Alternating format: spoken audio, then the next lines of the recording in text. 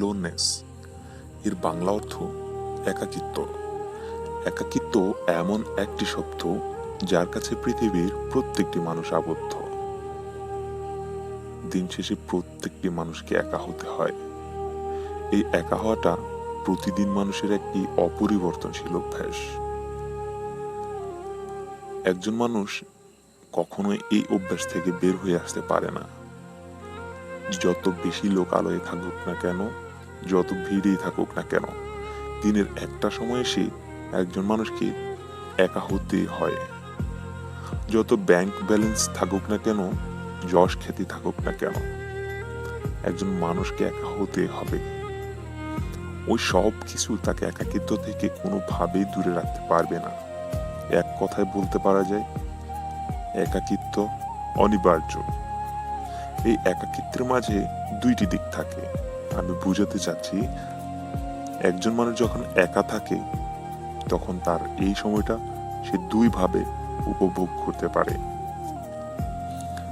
প্রথম ভাগ হতে পারে একজন মানুষ তার অতীত জীবনে কিছু আনন্দ ঘন মুহূর্ত কিংবা একটি দিনের, অর্থাৎ আজকের দিনটা তার কেমন গেল, আজকের দিনটার কিছু আনন্দ ঘন সময় যেগুলো সে মনে না করলে নয়, এইরকম কিছু মুহূর্তকে স্মরণ করে একটা দিনের একাকিত্ব সে কাটাতে পারে।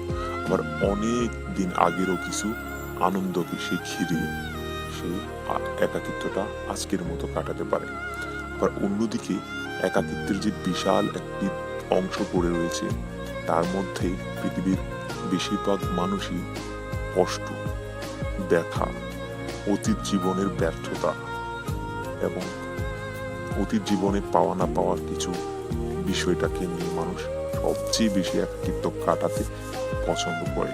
কিংবা আজকে দিনে সারাদিন কি হলো, কোন জিনিসটা তার বিরুদ্ধে গেল, কোন জিনিসটা সে গ্রহণ করতে পারলো না, এই ধরনের বিষয়গুলো একাকিত্বে খুব বেশি ইফেক্ট করে, যার মানে হলো মানসিক চাপে থাকা। এটা এমন একটি রহস্য যা কেউ কখনো কোনোভাবেই এর আগে উদ্ঘাটন করতে সক্ষম হয়নি। দিন শেষে মানুষ প্রতিবার ওই একা একা একাই থাকতে হয় এবং একাকিত্বকে স্বাগতম জানিয়েই তার দিনটা শেষ করতে হয়। সেই একাকিত্ব জুড়ে কষ্ট কিংবা অনুতাপ কাজ করাটাই একজন মানুষের অপ্রিয় একটি কর্মসূচি। সব কথার শেষ কথা হলো, আমরা একাকিত্ব আমাদের কাছে আসবেই। আমাদের জীবনকে মোটিভেট করতে হবে, আমাদের জীবনকে একটা রং দিতে হবে। আর রং দিতে হলে, সাজাতে হলে আমাদের অতীত জীবনের কিছু ব্যর্থতাকে আমরা ভুলে যেতে হবে। একাকিত্বে যে সময়টা আমরা পাই, অন্তত এই সময়টা আমাদের জন্য ভাবতে হবে। আমরা প্রত্যেকটা মিনিট নিজেকে স্ট্যাবলিশ করার জন্য, প্রত্যেকটা মিনিট নিজেকে কিভাবে সমাজের কাছে, দেশের কাছে, জাতির কাছে ভালোভাবে উপস্থাপন করব, পরিবারের কাছে কিভাবে ভালোভাবে উপস্থাপন করব, এগুলো নিয়ে ভাবি।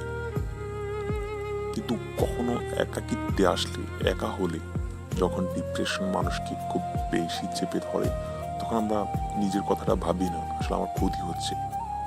তো আমাদের প্রত্যেকের উচিত একাকিত্বে অথবা একা থাকার সময়, যে সময়টা মানুষকে চেপে ধরে, ওই সময়টা নিজেকে একটু রিল্যাক্স দেয়া, যে আসলে যেটা হয়ে গেছে, ব্যর্থতা থেকে কখনো শিক্ষা নিতে হয়, কিন্তু কখনো এটাকে নিয়ে এত বেশি ডিপ্রেশনে থাকা প্রশ্নই ওঠে না।